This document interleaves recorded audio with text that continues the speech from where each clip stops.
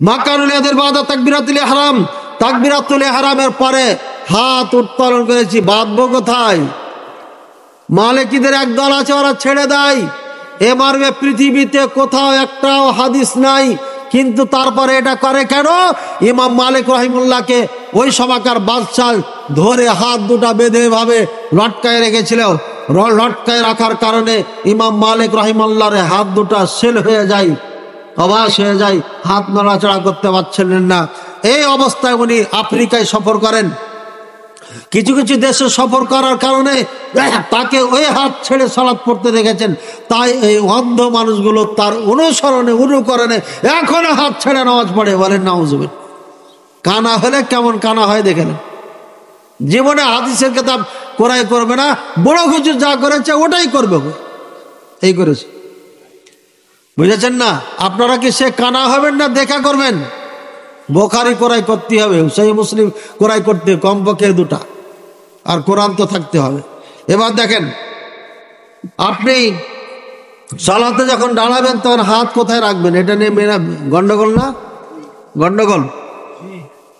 আমি এক কথায় বলে যাচ্ছি, বুখারী খোলেন, বুখারী হাদিস নম্বর বলে যাচ্ছে আপনাকে।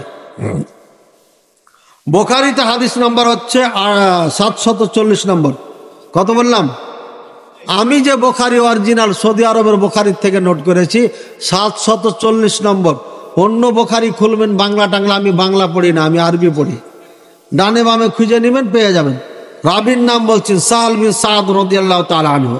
উনি বলছেন কানান নাসি উমারুনা ইয়াদার রাজুলু ইয়াদাহুল ইউমনা আলা যিরাইহিল ইসরা ফিস সালাহ। যেভাবে পড়লাম, যে শব্দ পড়লাম, এইভাবেই বুখারীতে আছে। রাসূলুল্লাহ সাল্লাল্লাহু আলাইহি ওয়াসাল্লাম সম্পর্কে হচ্ছে, রাসূলুল্লাহ সাল্লাল্লাহু আলাইহি ওয়াসাল্লাম সাহাবায়ে কিরামদেরকে আদেশ করতেন, তোমাদের পুরুষ, ভালো করেছেন, আয়াদার রজুল, রজুল মানে পুরুষ, পুরুষের ডান হাতকে বাম হাতের ওপর রাখবে। ডান হাতকে কিসের ওপরে?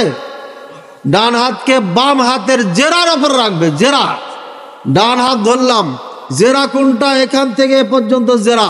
এবার ডান হাতকে নিয়ে যা রাখেন এখানে, এবার ছেড়ে দেন। কোথায় গেল? এটাকে কি বলবেন? বুকের ওপরে না পেটের ওপরে না নাভির ওপরে? নিজে নিজে দেখেন না, আপনার দিকে দেখেন। এভাবে হাতটা রেখে সোজা করে রাখেন, একটু একা বাঁকা করবেন না, রডের মতো রাখেন, রডের মতো করে ছেড়ে দেন। কোথায় গেল? বুকের ওপরে গেছে। এটা বুখারী। বলবেন যে হুজুর আপনাকে আমি দেখেছি সালাত পড়তে, আপনি তো এভাবে হাত ধরেন, এভাবে ধরে তো ছেড়ে দিলে নিচে চলে যাবে। আপনাকে নিচে যাওয়াতে কে হয়েছে? বুখারী যে উপরে আছে, এই উপরে রেখে দেন। তাহলে হাদিসে কোন জায়গাতে নির্দিষ্ট করে আছে নাকি? না, নাই। বুকের ওপরে, পেটের ওপরে, কোথায় রাখবে না রাখবে, নাভির নিচে, ওপরে, এগুলো কোনো হাদিসে আছে না? নাই, আছে। বুকের ওপরে হাদিস আছে ইবনে খুজাইমাতে।